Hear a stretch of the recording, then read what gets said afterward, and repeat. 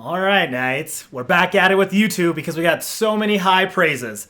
We haven't had any praises, no. I gave you a praise. Oh, nice. I gave you a praise. That's two! Oh, so many high praises. Mine was really high. All right, so I know what you're thinking. Oh, you're getting on the Mandalorian bandwagon. No, we're not. We are the bandwagon. Yeah, that's right. Really, we're the people being dragged behind the bandwagon because we're so late to the game on this one. Yeah, it's all right. But it's because we love you. We love you, and we love Mando! No, but legitimately, the reason was because we didn't want to... What's the right term? Rush it? Yeah, well, and we wanted you to have a chance to finish it. We didn't want to spoil it. So if you haven't finished it by now, you probably never will. And this is spoil heavy. Yeah, we're going to go ahead and... So on Witcher, we were really good about being spoiler-free. On Mando... This is just going to be spoilers. So many spoilers. So have at it. Yeah, we're going to do another good, bad, and the nerdy because it keeps us on track. It's really hard for us to stay on track. Yeah, maybe we have like something else we add to it. You know, good, bad, critical, and nerdy. But no, we'll think through it though. It'll be involved. All right, so meta. There'll be good, bad, meta, and nerdy. Meta nerdy. Meta nerdy.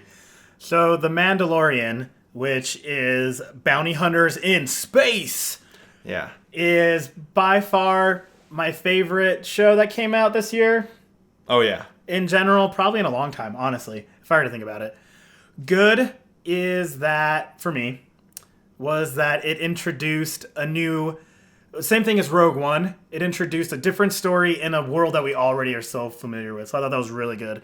And they did it justice. Yeah, well, I mean, you think about it, it's a big galaxy, so it makes sense. It makes sense that there would be a Mandalorian you'd never heard of, and that there are more Mandalorians. And yeah, I mean, Boba was the only Fett not around? Yeah, well, and just going off the Fets and Mandalorians, one thing that I liked about this movie is right off the bat, you figure out who Mando is. He's a man of few words, he's really cool, and he hates robots. He hates robots. Right off the get. No droids. No droids. Yeah, so sick. And Pedro Pascal, it's so cool that he didn't... Viper. Yeah, well, and like even for like set Game of Thrones photos, he wasn't taking his mask off. No, he kept it good. Yeah, this is the way. This is the way. And his voice is so good, and his acting, I think from what I've read, he's in it a lot. Or maybe I just made that up in my head. Yeah, he's not a Iron Man where you only need it for 2 seconds, his face, and then... it's a body double. Yeah. Seems like he kept it going. Yeah, totally. But... Here's the thing, there's a lot. You think about someone whose acting is under a mask, like there's so much they have to deliver just with a slight movement of their head, not even their eyes. Like you can't see the eyes at all. No, you think about Bane back in The Dark Knight. Christopher Nolan talked about how cool it was to have someone with a mask who was able to convey so much just with their eyes. But Pedro Pascal had to convey everything just with his movements and how he tilted his head and how he looked at you. Crazy. So that for me is good, almost bordering on nerdy. Is there anything bad about the show? And be careful.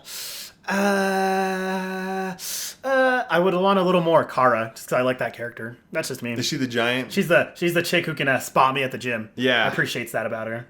The blast trooper. Yeah. Something like that. Yeah. Yeah, I'm trying to think if there's anything bad for me. Because I have like 30 nerdies, so we can just... Dude, I don't know if I have anything bad. It's so bad. You know what's bad? You took this long to talk about Baby Yoda.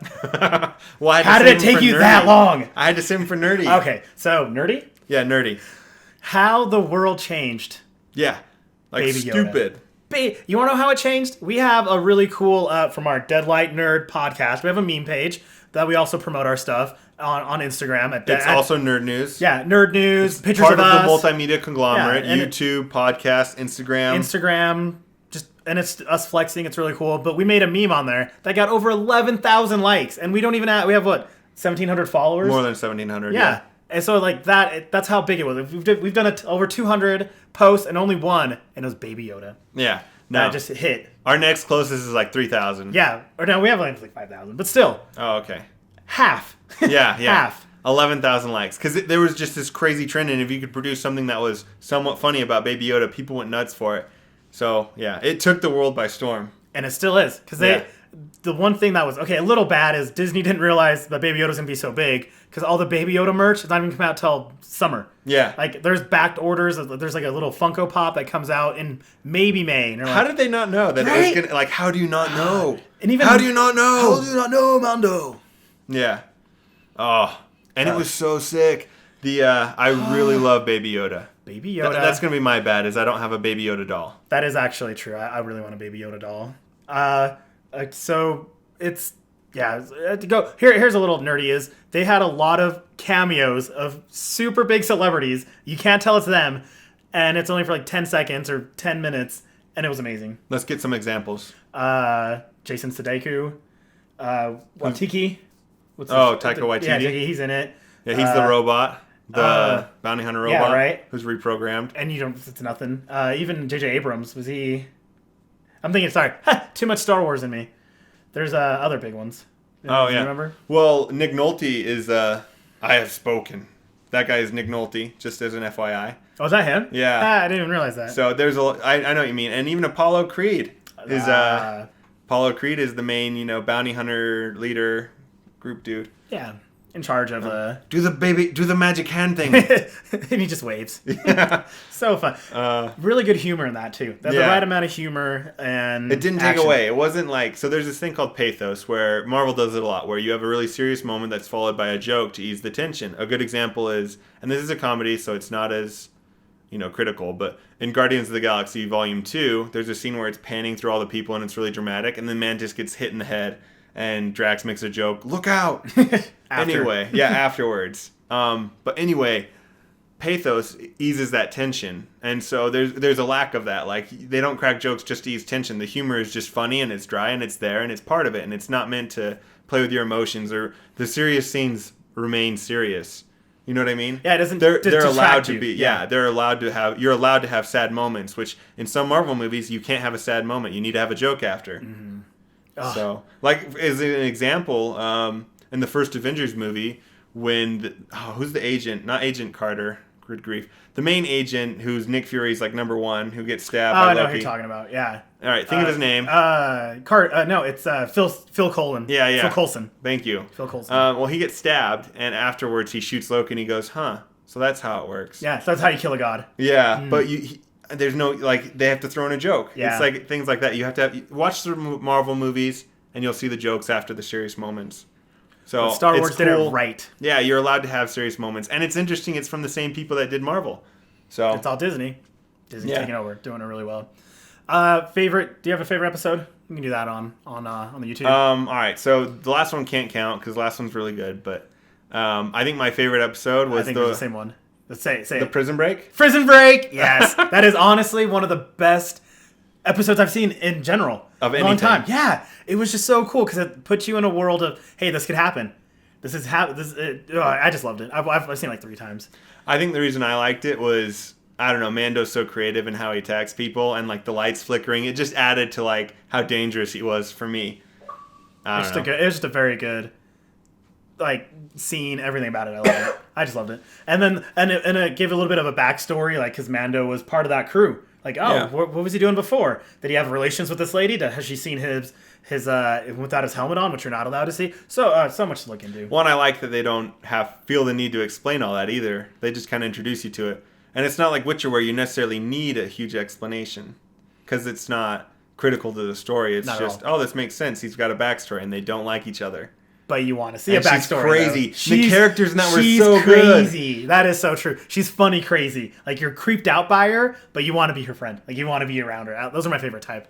Like, you're like a Harley Quinn. Like, you're a psycho, but you're awesome. Yeah. Like, I would not mind seeing her pop in and out again. The casting on that was so well done on that episode. I mean, just in that in general, they're very well casting. Yeah. Who's the guy? He's in Batman Begins, and he plays like the long hair dude, the older guy who's waiting for him to come back. Yeah, do you know his name? No. Okay, I didn't know if he was one. So he's a celebrity. We don't let Guillermo behind here. He's our producer. Yeah, we don't let him in the shots. Exactly. Anyway, it's interesting that he's in it. It's cool. He's plays in a small role. Yeah, but he's a big actor. Mm-hmm. So a lot of actors like that. So I think the biggest nerdy for me is just that Mando is just such a cool character. Like, so well fleshed out. Cool is his when he gets the gold when he gets the credits and he has that the vibranium. The vibranium, yeah, and the suit's not even vibranium. Cooler. Yeah. Close enough. But his suit's really well done. Best guy. He's a sniper, which is dope. Like, he's such a good sniper. Okay. Can we talk about this real quick? Yeah. I don't know. You got like 30 seconds. Okay. his sniper that disintegrates people is so sick. It's the coolest gun I've ever seen. And like when the Jawas are like all mad at him and he's like, oh, they don't seem to like you. I disintegrated some of their friends. He's just picking people off with his sniper and they're turning into dust. Real quick on the Jabba, the really funny scene is when they get in, because they're short people, they're really tiny, and they have to get in their vehicle to go somewhere, and he just sits there, and he's just out of place, and it just looks so funny. It was just one little quick shot that I really liked. I thought it was funny. It's stuff like that. It's the little details that made it such a good show. If you watch, they put so much love and effort into it, and they fleshed it out so well. Thank you. So yes, thank you for Baby Yoda, thank you for Mandalorian, and thank you for... It's actually not taking too long. It's supposed to be coming out fall of 2020, which isn't too bad. Normally these take like a year and a half to make 2 years. So get ready to revamp that Disney Plus subscription that you unsubscribed from. Because we didn't. I like that. Wait, so dumb. I love it. So dumb.